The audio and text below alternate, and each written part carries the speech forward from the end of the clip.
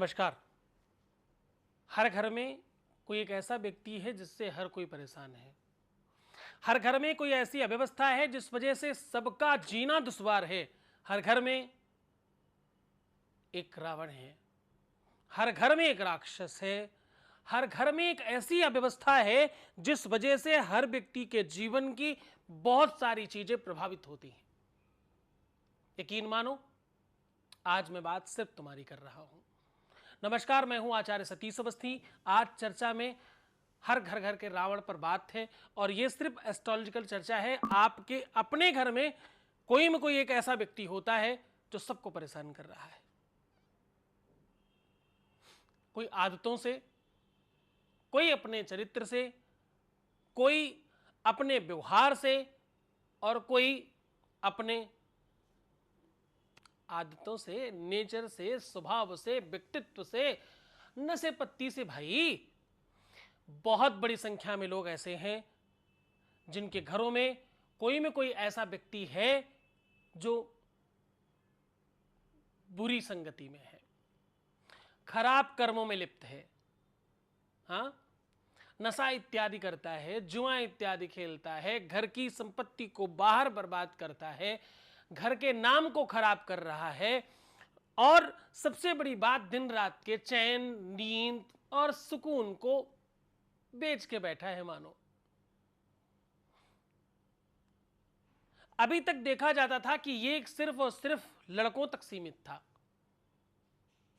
कहीं ना कहीं घर में कोई पुरुष, कोई लड़का, कोई आदमी ऐसा होता था जिसकी वजह से ये चीजें बनती बिगड़ती थी। अभी कुछ समय से, जब से शुक्र की गोचर में व्यवस्थाएं बढ़ी हैं, कुछ सालों में लड़कियां और महिलाएं भी इस दिशा में बहुत आगे बढ़कर के अपना रोल अदा कर रही हैं। मैं क्षमा चाहता हूं, बड़ी कोशिश कर रहा हूं, बड़ी विनम्र भाव से इस बात को कहने की कोशिश कर रहा हूं। कुतर्क मत करना, सिर्फ समझने की कोशिश करना। तुम्हारी समस्या है इसलिए समाधान पर बात करनी है इसलिए कर रहा हूं। मैं बिल्कुल पुरुष महिला में कोई भेद नहीं रखता, लेकिन अव्यवस्थाएं दोनों तरफ बराबर आ गई हैं।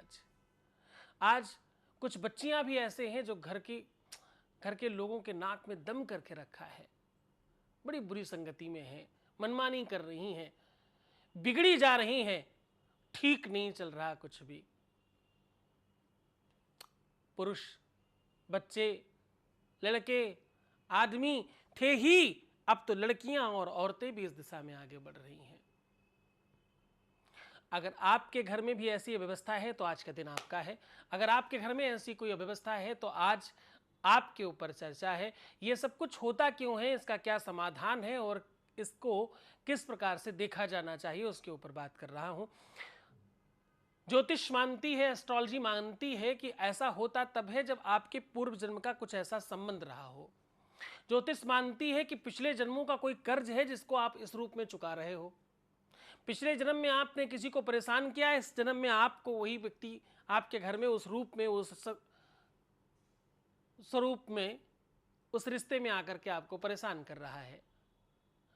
कभी बेटा बेटी बनके, कभी पति पत्नी बनके, कभी बहू, सास, नंद, जेठानी, देवरानी, जो भी रिश्ता है वो बनके आपने कभी वैसा कुछ किया है, उसका प्रतिफल आपको आज इस रूप में मिल रहा है।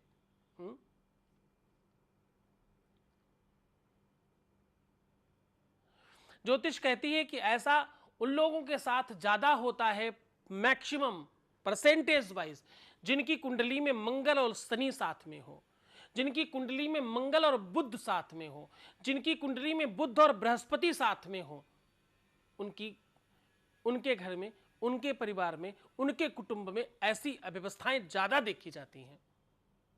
ऐसा उन लोगों के साथ ज्यादा होता है जिनकी नीचे वाली रेखा, उंगली के ठीक नीचे जहां विवाह की रेखा होती, वो ऊपर की ओर ज्यादा चढ़ी हो।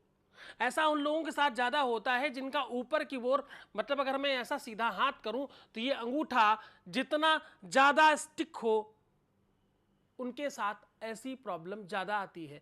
दूसरा, पहली उंगली के ठीक नीचे, फर्स्ट फिंगर जो है, इसके ठीक नीचे जो ये बृहस्पति पर्वत है, इस पर अगर तिल हो, इस पर अगर कटे पिटे का निशान हो, तो ऐसे लोगों के साथ ऐसी अव्यवस्थाएं ज़्यादा होती हैं, ऐसे परिवारों में, ऐसे कुटुंबों में।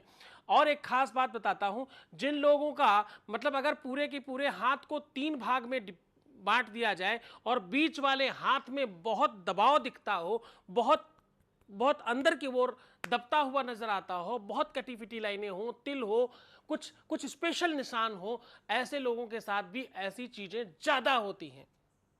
जिनको आंखों में बहुत तकलीफ रहती हो, जिनके नाक में और कान में तकलीफ रहती हो, सीधे सीधे कह लें जिन लोगों को ईएनटी की दिक्कत हो, नाक कान गला की तकलीफ होती हो, उनके परिवार में, उनके घर में ऐसी व्यवस्थाएं ज्यादा देखने को मिलती हैं।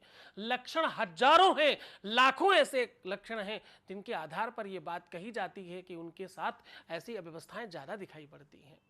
ऐसा बहुत खास तौर पर देखा गया है जिन लोगों के आगे से बाल झड़ते हों, जिनके नॉर्थ ईस्ट में बाथरूम बना हो, सीढ़ी बनी हो, जिनके घर में घुसते ही बाथरूम बना हो, जिनके घर में घुसते ही सीढ़ियां हो, जिनके घर में घुसते ही टैंक बना हो या सीवर का टैंक बना हो या उसका ढक्कन रखा हो, ऐसे घरों में ऐसी व्यवस्थाएं ज्यादा देखने को मिलती हैं।